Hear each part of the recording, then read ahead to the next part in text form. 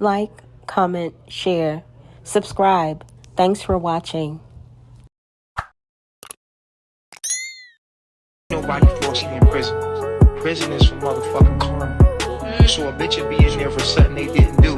For karma, they paying off from something shit they did. Ain't no mistakes, bitch. You right where you supposed to be. To the remaining members, I hope you're free your mind. Life without parole, that's a mighty long time. A reason to feel bad is gonna be hard to find, especially for a nigga who record his own crime. Ocean. Mr. Bishop, you're to have absolutely no contact, direct or indirect. That means sending any of your followers to contact them, getting any messages to them, no posting, no internet posting about them. No contact, direct or indirect. No phone calls, emails, no nothing. No visits to their homes. Nothing. Zero. They don't exist anymore. Get the entire fuck out of here, yo. Get the entire fuck out of here. Let me calm down. So this is Eferu, one of the, it's sad to say, the people that's still involved with Eliahio Bishop and heavily in the mind washing, the brainwashing. As you can see her comment right here. I'm going to address this because you want to be in my comment box acting a fool and saying all this stuff, laughing at my life or trying to whatever. Girl, wasn't he the one who beat you up to a bloody pulp? That's facts. That's facts. Wasn't he the one who beat you up really bad in the bathtub? I didn't see it, but that's what majority of the members said happened. Wasn't he the one making you suck his dick every fucking night, every fucking day, just to give you no dick? That's facts. Facts.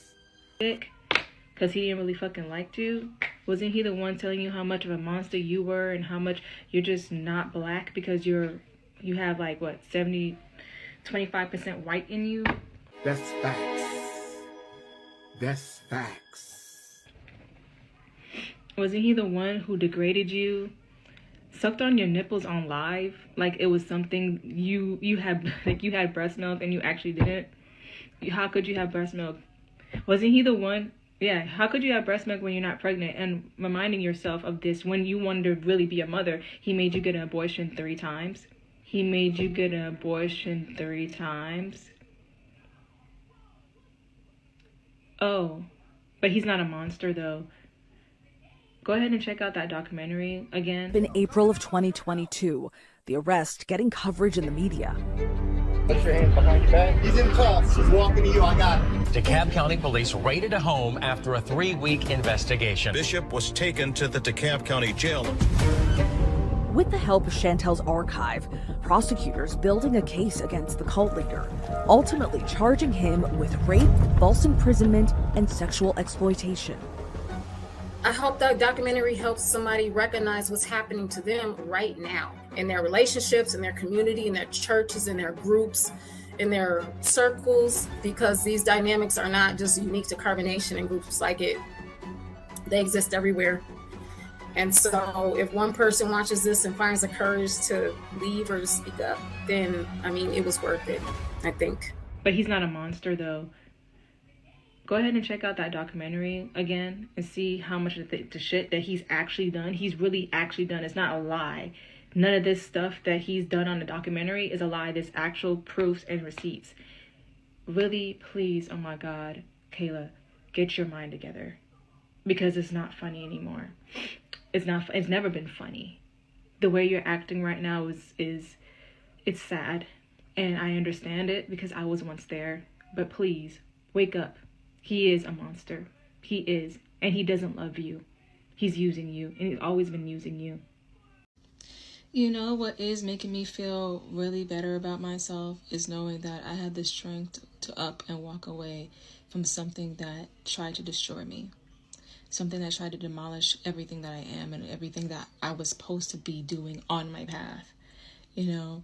So yes, I do feel good about myself being an advocate for these things. I do feel good about myself speaking up and telling my story and being the person I'm meant to be here and standing in my glory, in my glow, and in my goddesshood. Yes, I do feel good about myself, and I pray you continuously to understand that this ain't a joke.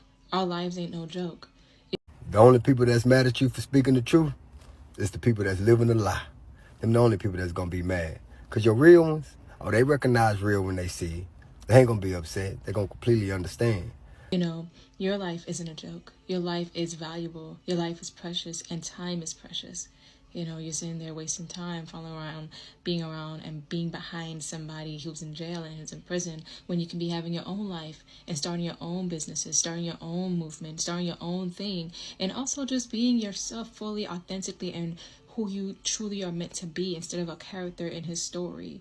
Yes, I feel good that I'm not a character in his story anymore. I'm just myself. I'm Janae. I'm not whoever he wanted me to be, whoever he claimed me to be. I'm glad I'm not in his world anymore, and I created my own.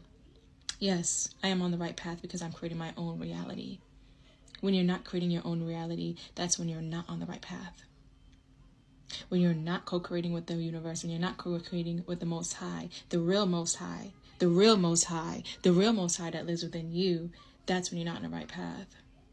And I know you know this. I know you subconsciously, somewhere in that beautiful head of yours, in that heart of yours, you feel it. You feel that small voice. It's small, and it's probably small right now, but you feel that voice. You feel that feeling that something's not right, that you're not really living your life for you. You're living your life for someone else. And actually doing what they're telling you to do and seeing how your life is going. Are you happy?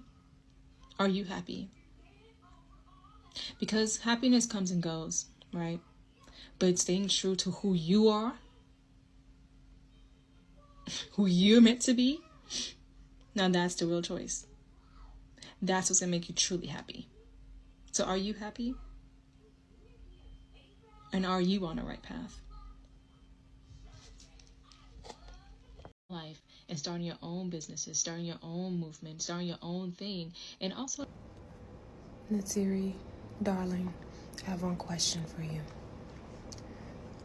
What are you going to have to say for yourself when Chief is exonerated and he's released? What are you going to have to say for yourself when Chief is exonerated and he's released? Delusionals in terms of mental illness are fascinating because they come up with, the most interesting beliefs. Some of them are not always impossible. And so helping them figure out what's reality-based and what is driven by their mental illness, it's also difficult. It's the most challenging, I think. And another thing, I'm a nature girl. I'm an indigenous woman, and I'm native to this land. I ain't even finna hold y'all, but how she say she a nature girl and she's doing this video inside, and actually about, I would say maybe 80% of their videos are done inside, not outside in nature. I'm a nature girl. I'm an indigenous woman, and I'm native to this land. I could never create a reality within colonization. Colonization. Colonization. Colonization.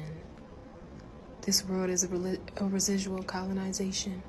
The people who actually raped, murdered, killed, tortured people to get us to this very point that we are today. We think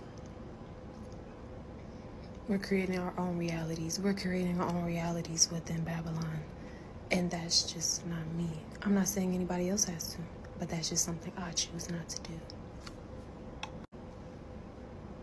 And I don't want to be a part of a society when someone can get sentenced to life plus 10 years without the possibility of parole from something they didn't do. What about being sentenced to life plus 10 years without the possibility of parole for something they confessed to? What about that? I'm like, this is my girl. She's about to leave because she's mad. She's emotional. She's getting emotional because we're doing what we're supposed to be getting it together. And she's like, I give up. I don't want to do this no more. And I'm, counting. So I'm like, hey, shut up.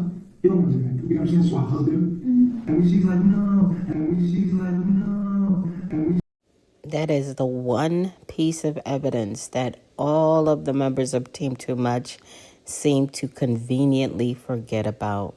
The fact that Eligio Bishop, aka Nature Boy, aka Chief Life in Prison, plus 10 years without the possibility of parole, confessed.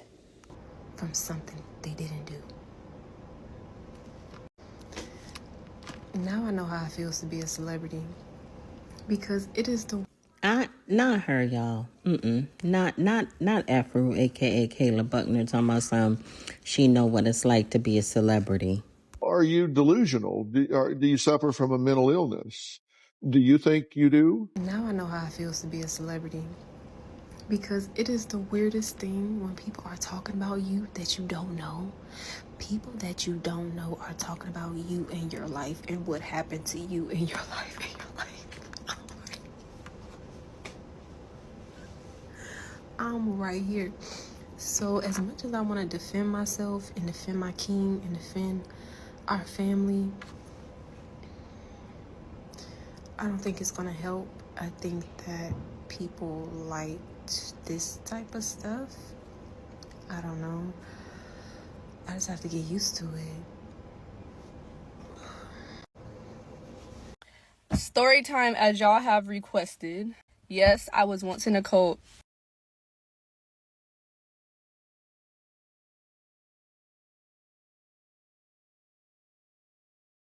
It was called Carbonation. It started off named Melanation. I'm sure some of y'all are familiar with Nature Boy, as we were just in trial recently and he got convicted 20 years plus life.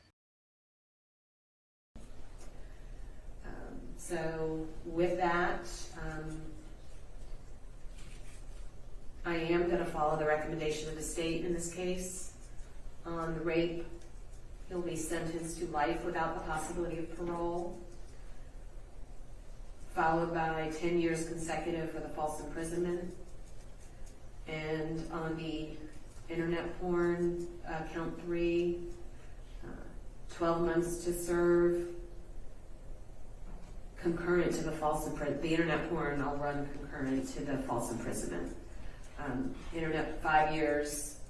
So it's 12 months on count 3, 5 years on count 4, and 5 years on count 5. All of that will run concurrent to the false imprisonment. But the false imprisonment is consecutive. So it's life without parole plus 10 years.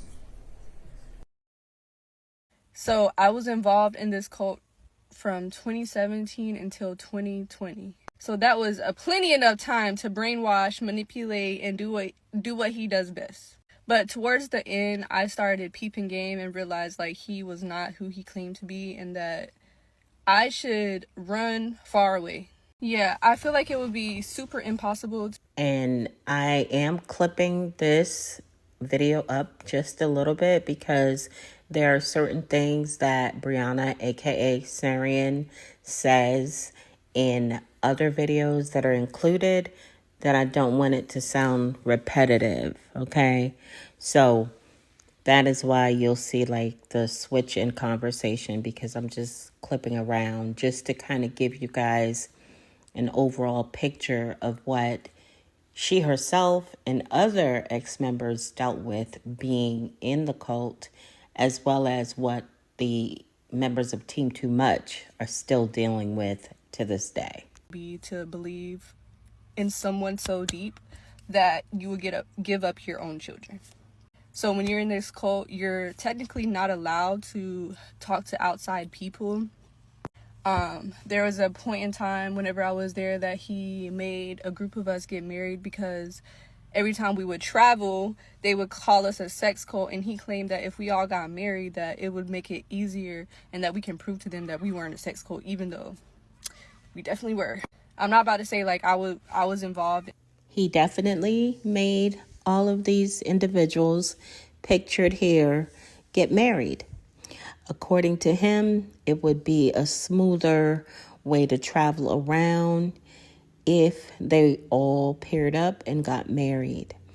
And I don't know if you could see, but the last couple on the right, that's Brianna and her partner, Jacob, aka Mente.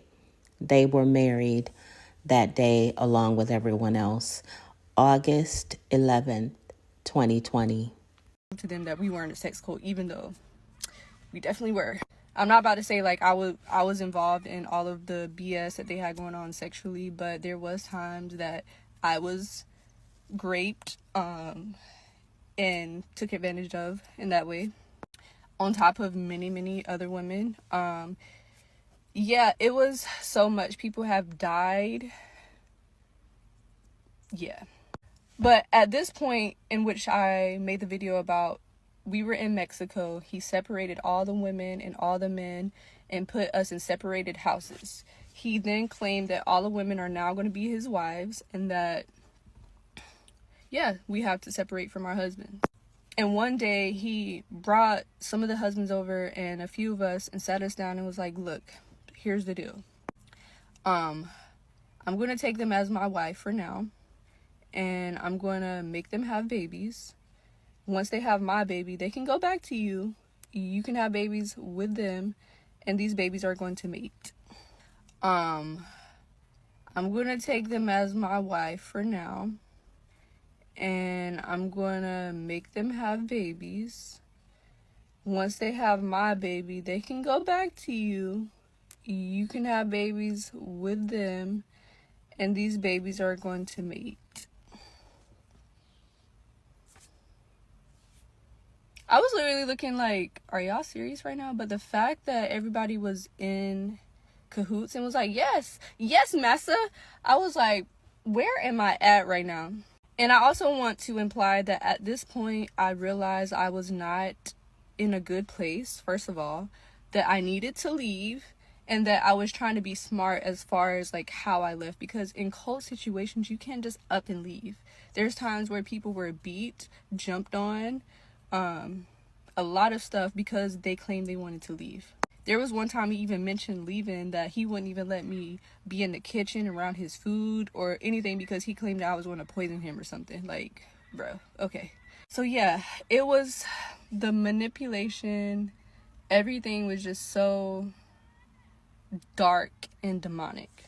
And I feel like that was experiencing him in the flesh was like experiencing Satan himself. I'm not saying he's Satan, but like he is a spawn of Satan. And I believe that he was using some type of dark magic, voodoo. I don't know, honestly, but yeah. Like I said, there was just so much that happened in this cult that I could not just like go one by one and be like, you know, but yes.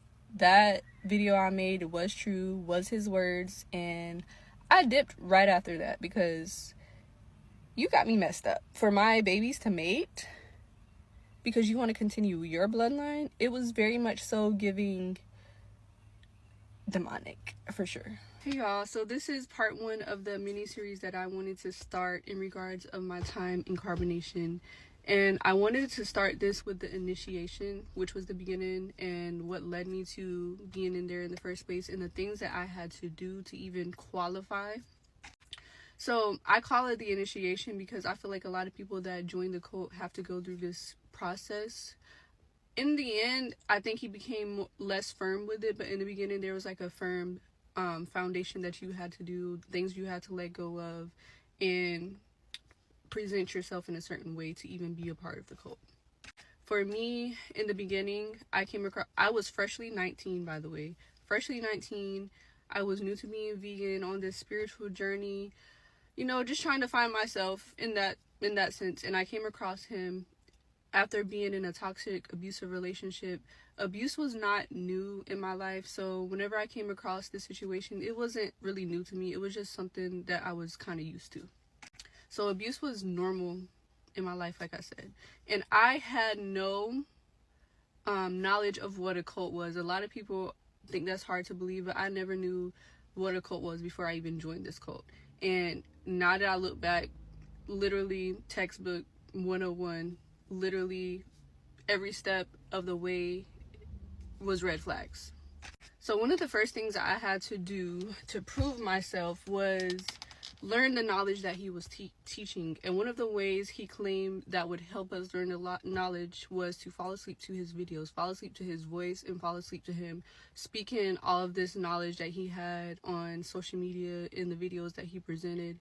And this knowledge is what we would then regurgitate when we got there to make videos about, so that we could reel people in and speak the truth. Another thing I had to do was cut my hair.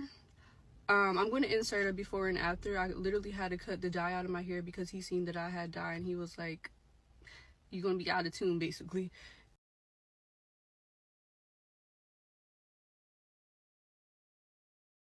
And if you ever watch... I'm inserting Brianna, aka Sarian's experience that she's talking about now in regards to her journey prior to joining the cult and what she had to do in order to even be considered, a member or someone who was down for whatever. She was instructed to cut off the dyed portions of her hair, which she did. And here you see Efru, aka Kayla Buckner, doing the same exact thing back in 2018 prior to her physically going to join the cult. Currently, present day, Efaru and Zoka and the rest of Team Too Much, I call all of the cult members Team Too Much, they are trying to rebrand the cult. They're trying to act as if they're a family and not a cult with a narcissistic leader who is in prison for the rest of his natural life, plus 10 years without the possibility of parole, in an effort to still attract unsuspecting young people to join them. And at this point, they're needing people to join them only to fund Eligio Bishop, aka Nature Boy's commissary, and his weed behind prison walls, because he's definitely not getting out, y'all. I'm going to insert a before and after. I literally had to cut the dye out of my hair because he seen that I had dye, and he was like, you're going to be out of tune, basically.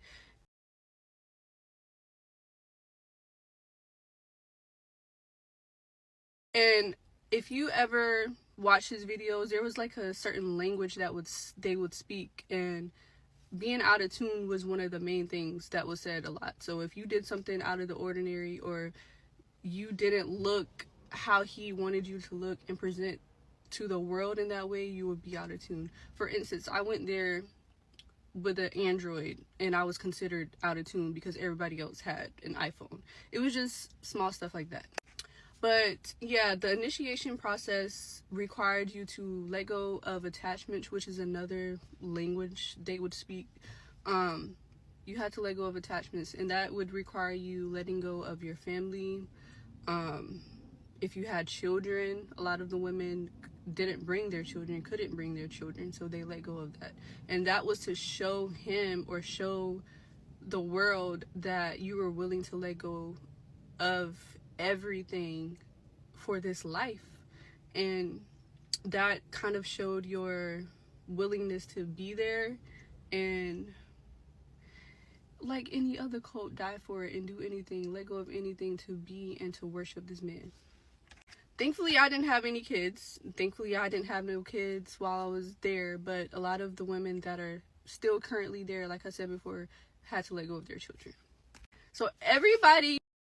Efru, aka Kayla Buckner, had to have 3 abortions at Nature Boy's direction. Zoka, aka J.L. Marie Hamilton, had a stillborn baby due to alcohol poisoning.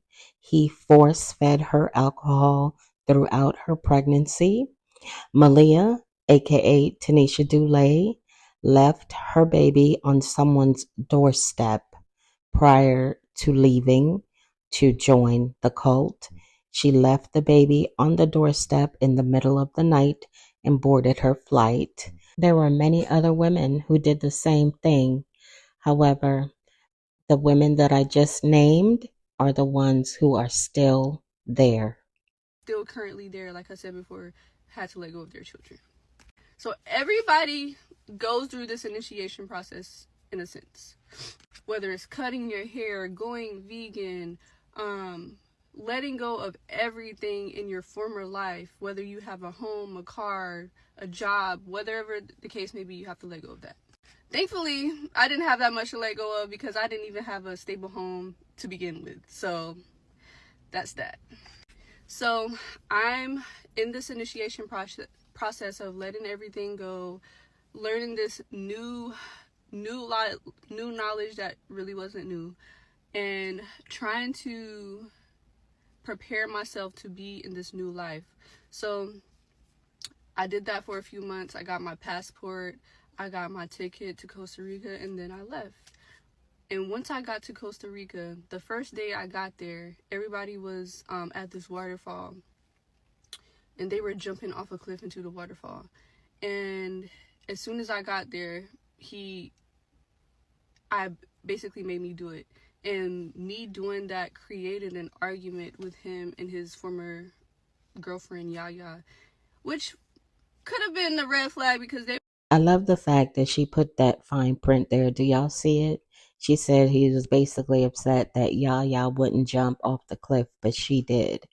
That's textbook triangulation. Narcissists do that all the time.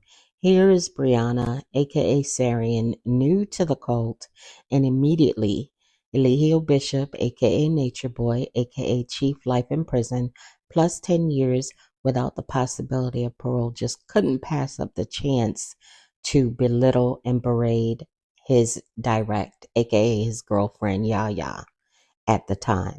But I love the way that Brianna is actually laying out all the details and kind of giving us more insight into the cult of Nature Boy and kind of filling in a lot of the blanks that the Hulu docuseries did not.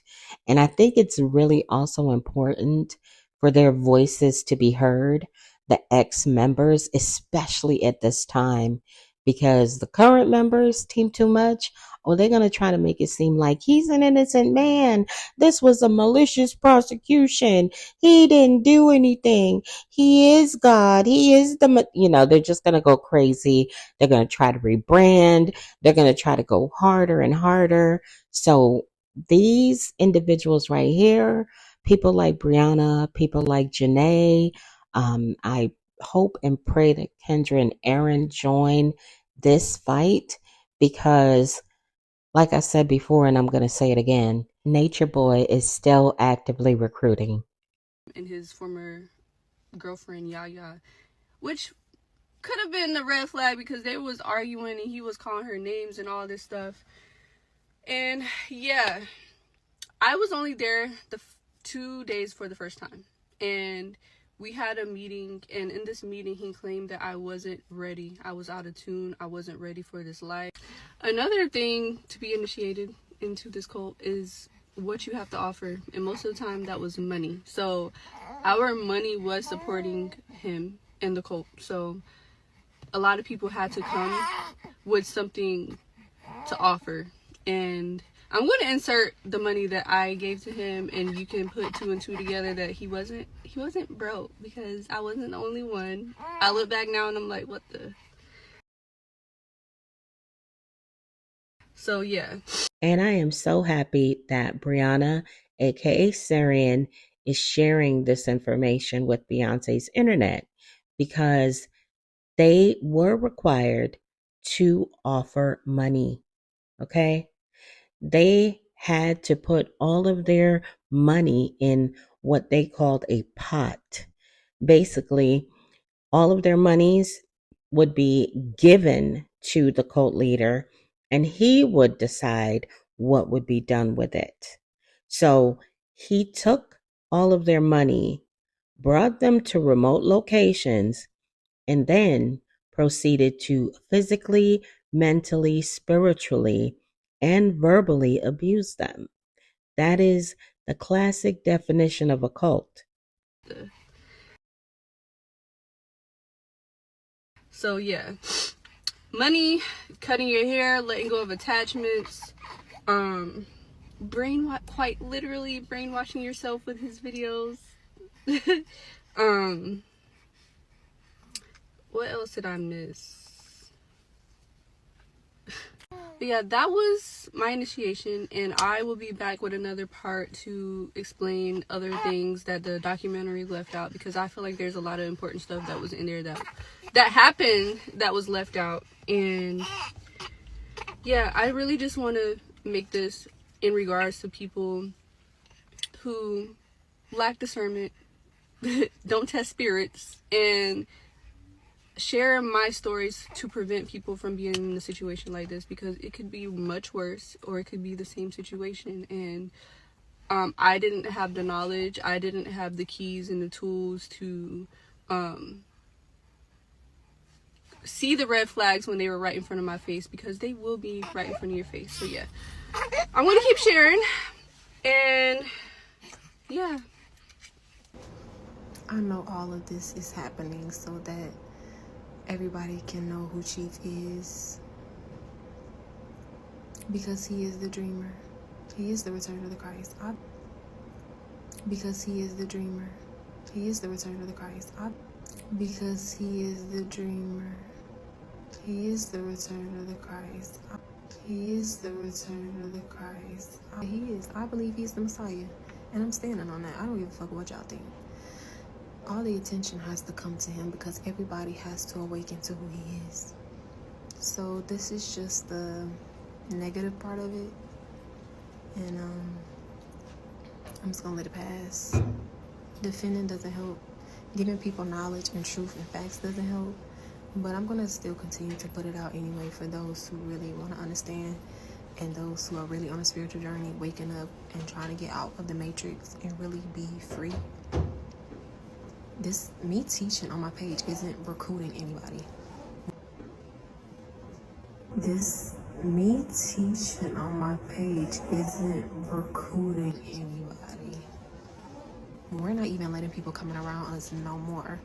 So yeah, like I said, it's weird. It's weird when people are saying you're doing something that you're not. It's weird that people say that something happened to you that didn't. It's weird that people say that you did something you didn't do. And it's so weird that people actually believe it. And it's so really weird. It can make you feel really weird, you know? So hey y'all, so this is part 2 of my mini series that I'm doing with my time in carbonation, and I wanted to label this one control, because I wanted to go into detail of ways that we were being controlled and manipulated in a sense. And you have to remember that a lot of people that were in the situation were not, their frontal lobes weren't even developed yet. So it's easy to control and manipulate somebody that's not fully mature in a sense. And yeah, I wanted to go into detail with that and a lot of the things that I witnessed as far as control. Number 1, food. Our food was controlled. The amount of food we could eat was controlled. And I feel like that is very important to remember, because a lot of the times people were malnourished. And if you're malnourished, you can't even think straight in the first place. I'm not going to say people were starving, but I will say that a lot of people were malnourished and not getting a lot of food to eat in the first place. And it was very, very sad, because people that were close to him would eat more than the whole cult in itself. So controlling your diet and your food is very important to remember, because a lot of people are confused how people can get controlled in environments like this. And you have to remember, not only is this environment strict and just us listening to this man control us, but we were controlled in different aspects. If you had There are 3 core characteristics. The first and most salient feature is an absolute authoritarian leader who becomes an object of worship and is the defining element and driving force of the group. Second, that leader uses identifiable thought reform and coercive persuasion techniques to gain undue influence over his or her followers. And finally, the leader uses that undue influence to exploit the followers, which can be seen by the people in the cult acting against their own best interests, but consistently in the best interest of the leader. You take those three elements together, the leader, thought reform, and damage done, exploiting the people, which varies by degree from group to group. And that is the defining features of a destructive cult. Do this man control us, but we were controlled in different aspects. If you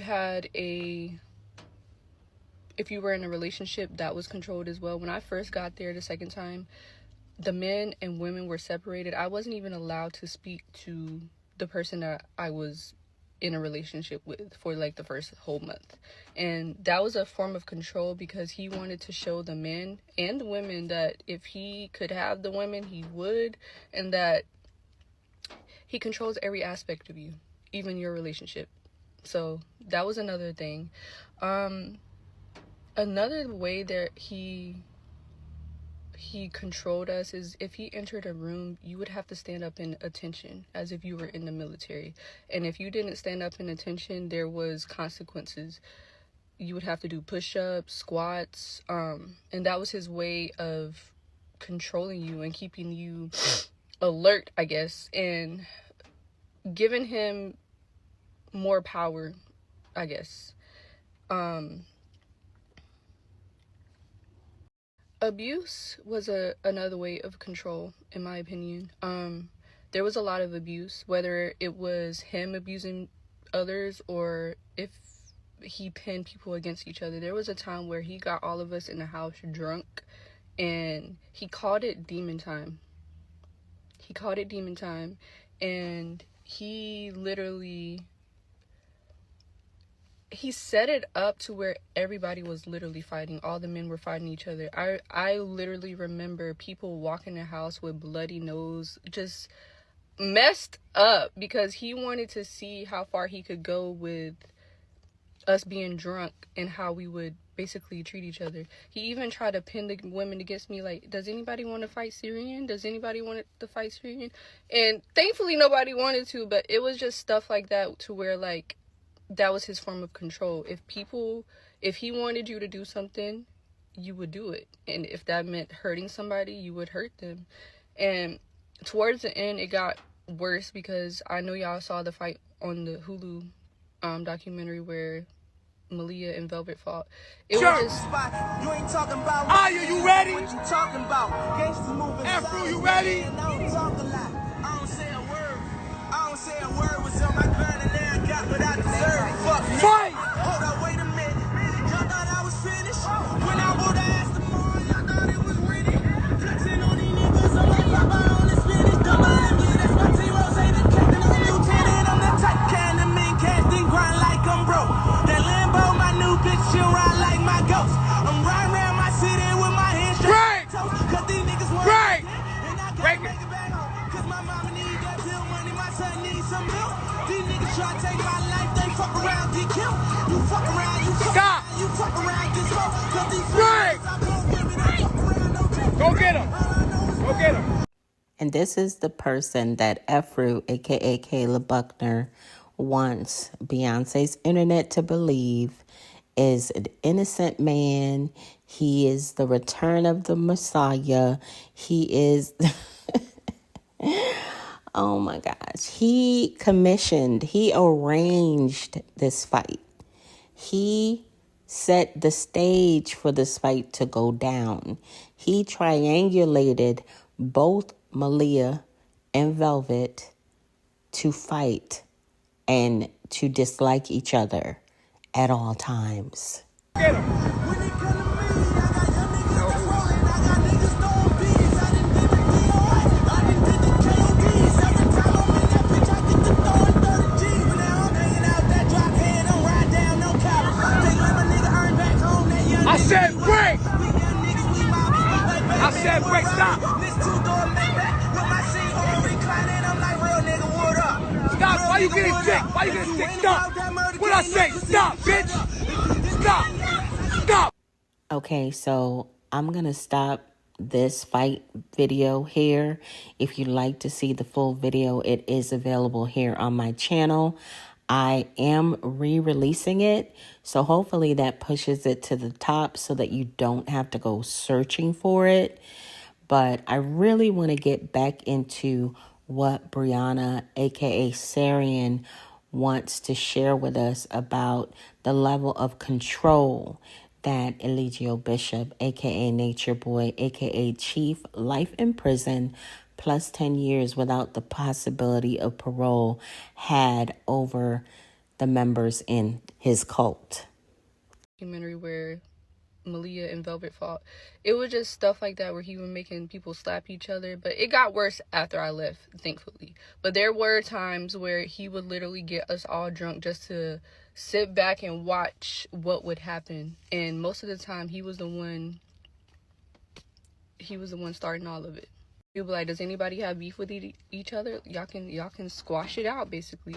And they would bring up what they had beef with, and it would just end up in a fight. Another form of control is there was ranks. So there was an A team, a B team, a C team, whatever, and that those ranks would dictate whether or not you could speak to him, get things that you needed,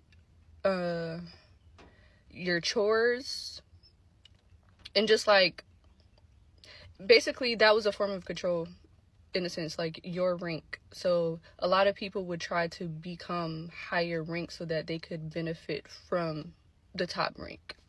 For instance, if you were on the A team, you had access to more food. You could go out with him if he was going somewhere, and eat better food than rice and beans every day. So yeah, there was ranks. And when you first came in, obviously you're at the bottom rank and you have to make your way up. And if you were in a relationship with somebody that was already higher rank, you became the rank with them. I also wanted to dive into a death that occurred. This didn't happen physically in the cult, but it happened after he left, which is somebody named Loyal. Shortly before 10 a.m. this morning, our crews were dispatched to this address for reported structure fire. Upon arrival, we did have flames and smoke visible. Crews did a fast attack, went into fast attack mode and extinguished this fire quite rapidly, but they did find a couple areas that were on fire, and subsequently during the search of the building they discovered a body. We deemed the fire suspicious at this time, so now the investigation has taken us down that road, and we've turned it over to Durham Regional Police and the Ontario Fire Marshal. Right now I can't tell you anything. That there was one fatality here. As you can see, Durham Regional Police now and the Ontario Fire Marshal have taken over the investigation. Our service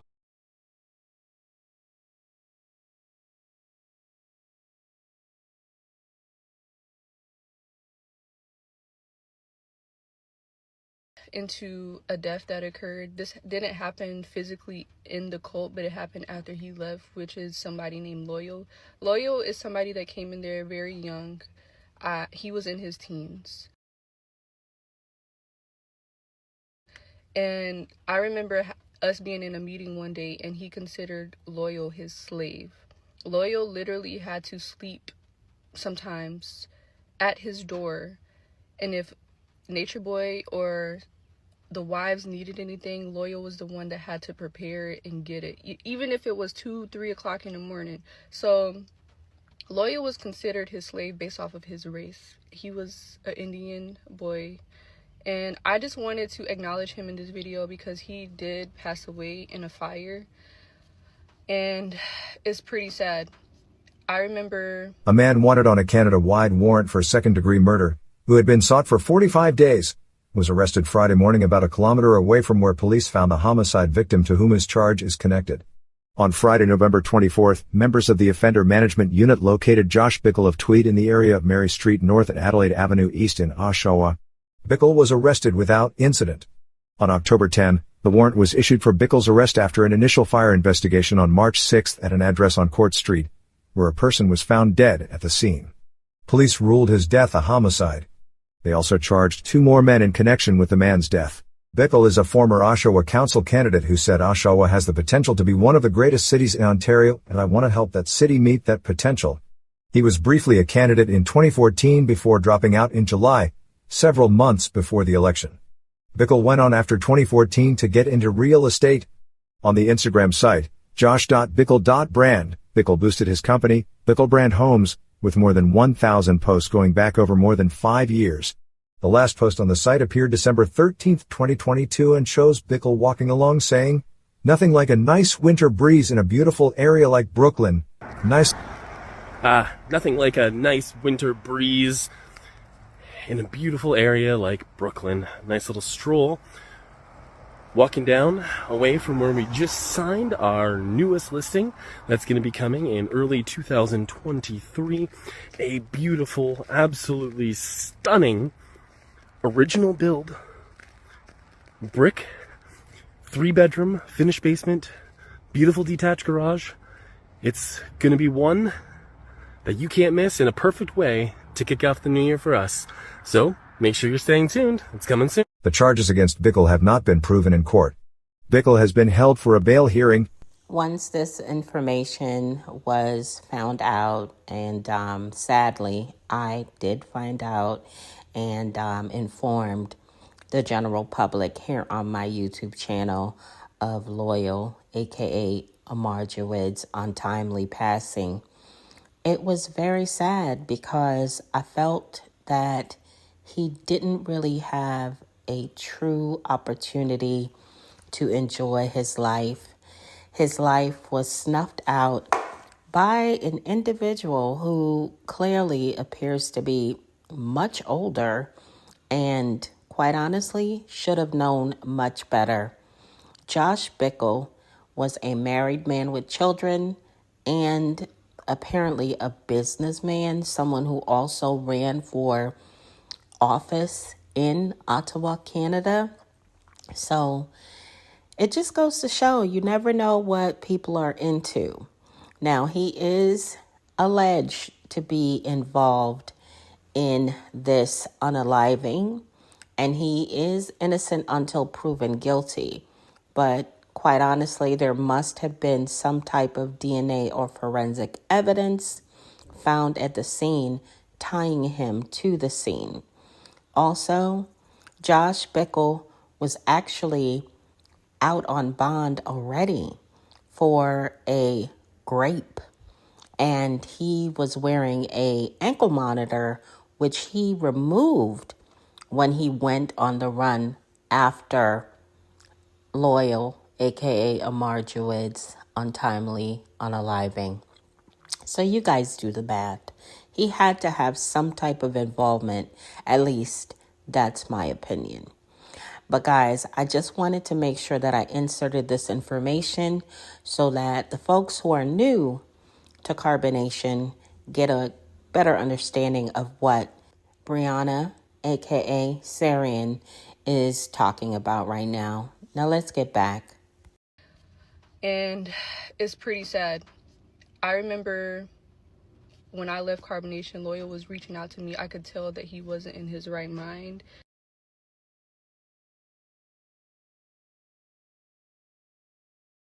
That he was consuming rugs, and I guess nobody ever told you all you must hold on to is you, is you, is you.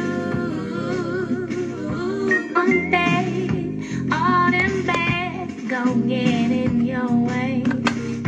One day, all them bad gon' get in your way. I said one day, all them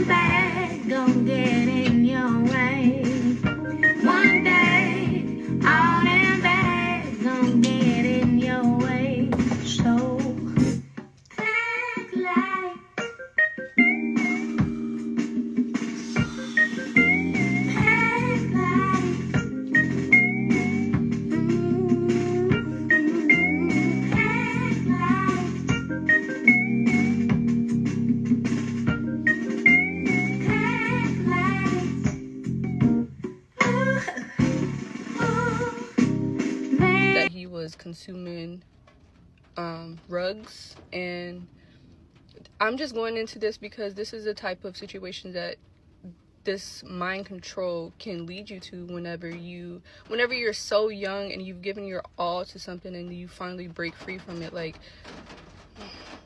you know. So rest in peace to Loyal. The documentary didn't cover none of the deaths that occurred, and I, in my opinion, feel like his death was a result of him being in the situation and what this type of situation can lead you to, and the lifestyle that it can lead you to if you don't find the healing, get therapy, and break free from this programming and mind control, especially when you've been involved in something for so long. And yeah, so I just wanted to acknowledge him because a lot of people don't really speak on his death, and it's pretty sad. I don't know, it makes me sad because he was so young with a full life ahead of him, you know. So yeah. Another thing I want to acknowledge is Zoka and her baby. When I first got to Carbonation, Zoka found out she was pregnant, actually, and I remember him telling her vaguely. Yes, when Zoka, a.k.a. J.R. Marie Hamilton, a.k.a. Kyrenda Carter, became pregnant with Solar's baby, her legal husband, by the way, Nature Boy would regularly tell her on live stream that she is carrying a demon and that the baby isn't divine. It's a demon baby, and she shouldn't even have gotten herself into that situation. In addition to that, as you can see here, well, you really can't see it because my channel name and the date is kind of blocking it out, but Brianna puts that he was making her drink while she was pregnant. When Zoka went to the hospital to deliver her baby, the doctor said that the baby did not make it due to the placenta being poisoned. And that can definitely be done by the use of alcohol, or maybe it was something more nefarious, guys. Who knows? Zoka found out she was pregnant, actually, and I remember him telling her vaguely that her baby was a demon, and that in a sense it wasn't even a divine thing and she shouldn't even be pregnant. And I feel like this energy resulted in her losing her baby. I remember right before I left Carbonation, there was a time where he was literally like, this is the time when all the men and women were separated in 2 different houses in Mexico. And he considered all of us his wives at the time. All of the women were sitting at the table, and he kept reiterating, like, there has to be a sacrifice. There has to be a sacrifice. And he was talking about her baby. I don't know what happened. There's been rumors going around, but I remember him vaguely saying there has to be a sacrifice. I don't know if that resulted in what happened to that. I have no idea, but all I'm going to say is I wouldn't be surprised on what happened. So I wanted to acknowledge that too, because that documentary really didn't go into detail of all of the darkness that was occurring. Of course there was abuse, of course there was manipulation, but there was people dying in result of this cult. And Mama Dia included. She went there a few years prior to when I went there, and she stopped taking. Welcome back. It's my second morning in the Tropic of Cancer, and this is my view from my tent. Look at it, it's beautiful. And this is my tent. I have 2 views. There's the ocean, and this is my tent. I slept good last night. I gave my pot to the earth early this morning. I know. It was good. It was a good experience. I'm so happy to be able to do that. There's the sun peeking through the clouds. Look at it. It's beautiful. Okay, yes. This is how I woke up in my tent this morning. Look at right here. I'm going to cut the ends off, the dead ends, the part that I have to take them off so it could do what it needs to do. Yes, so just detach yourself and leave Babylon because she has already been judged. And if you don't want to share in her judgment, yeah, do what is right. Give your pot back to the earth. Give your water back to the earth. Get closer to the sun. Eat right and love yourself. So I'm learning. It's a process. Take care reflections. Okay, yes. This is how I woke up in my tent this morning. Here's my transformation from this morning. It's all gone. All this is natural. It'll do what it's supposed to do naturally. So I'll take you on my journey with my locks. Yes, it's beautiful. It feels so good. I feel so good. Yeah. You can do it too. It'll grow back. It'll grow back better. Naturally. And I'm sorry it took this long, but it's okay. I did it. Here's my transformation. My life journey has been interesting. Looking back from a little girl. It's been a spiritual quest the whole time, really. With a few bumps, you know, which all life. On this earth is an experience. We're here to experience, to live life, but a dream. But I remember as a teenager. I tried to grow some dreadlocks. My mom tried to cut them off. I ran out the apartment, down the block. She chased me. Oh, that was funny. Oh my God, my whole life. But anyway, I got involved with Benai Zakin, Sons of the Ancient Israelite, at an early age.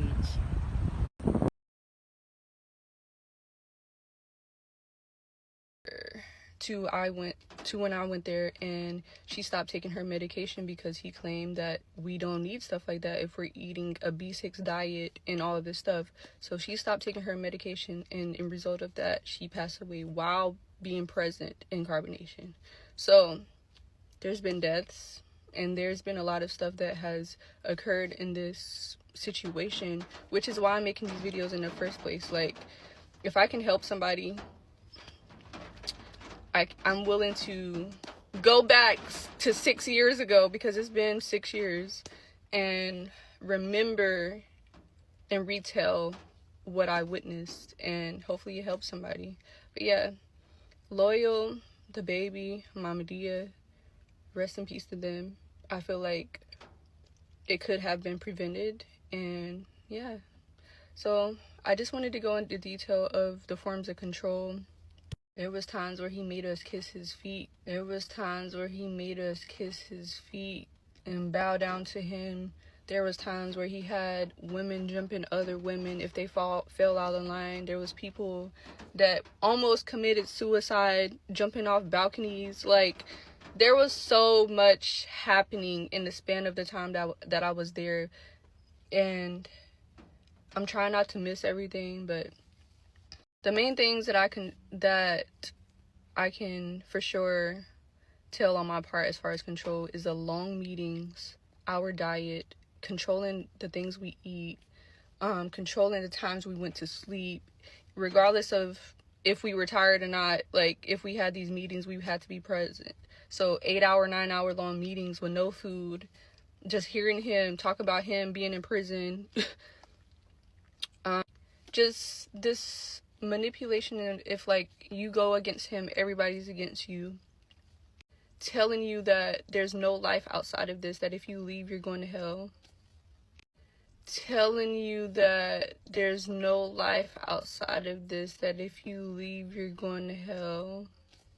Yeah, I don't want to make this video too long, but that is some of the stuff that I witnessed and that I learned.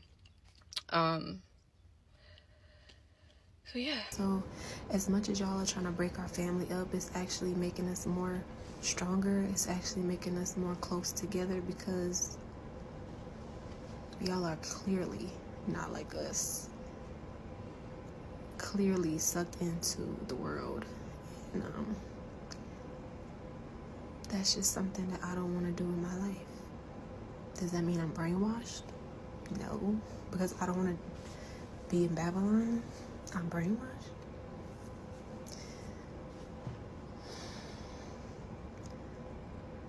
Because I love Chief, I respect him, I'm being there for him, I'm brainwashed. Something's wrong with me. I'm trying to make it make sense. Nobody else is going to take responsibility. You guys are going to create this picture and image of Chief.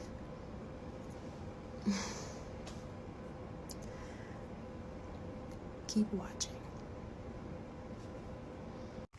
I don't want to hear any more that the black woman is the most unprotected woman. When y'all government agent ass bitches is always the ones that getting a nigga locked up. When y'all government agent ass bitches is always the ones that getting a nigga locked up. The black men that we need that got that warrior spirit. Yeah, that ancient fighting spirit. The real protect. Ephraim, aka Kayla Buckner. If Nature Boy has the warrior ancient fighter spirit, why has he chosen to go into protective custody and not come out? Why? He is in PC by choice. And I have another question. Why is it that when he was getting whooped on by them young boys, he was running to try and screaming, trying to get help? Why? If he is an ancient warrior spirited protector, can you let me know? I'm asking for a friend, child. I'm asking for a friend. Yeah, that ancient fighting spirit. The real protectors of this land and Mother Earth. They just need to be educated. But these are the black men, all of them in prison, that can really protect us. So take some responsibility. My king is sitting in a cell right now, 24-hour lockdown, because a bitch lied on him. So I don't want to hear none of that shit. These suit and tie Kermit the Frog ass motherfucker, Negro peeing ass motherfuckers ain't gonna protect your ass? What the fuck? Get the fuck out of here.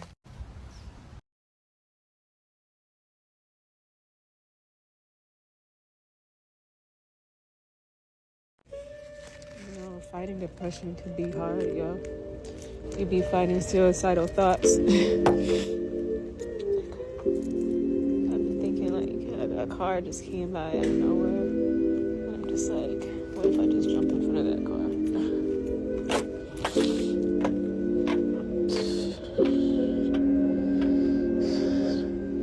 I just want to fall down to my knees, be on my knees, and not do nothing.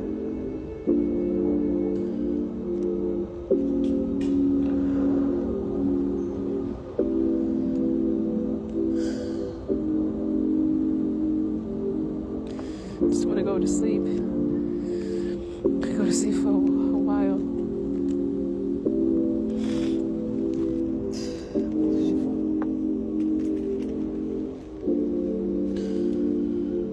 I feel tired.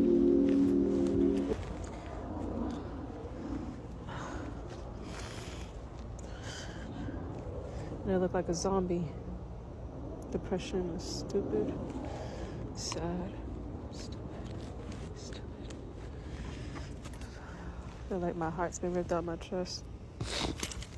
Yeah, he told me that. We talked about that's what I'm telling you. He told me So he's telling everybody about my business. I don't know if he's telling everyone that. Hey, listen. He told you that? Yeah, he told me that. We talked about that's what I'm telling you. He told me So he's telling everybody about my business. I ain't even finna hold y'all, but I never ever thought that this dude would be a crash out.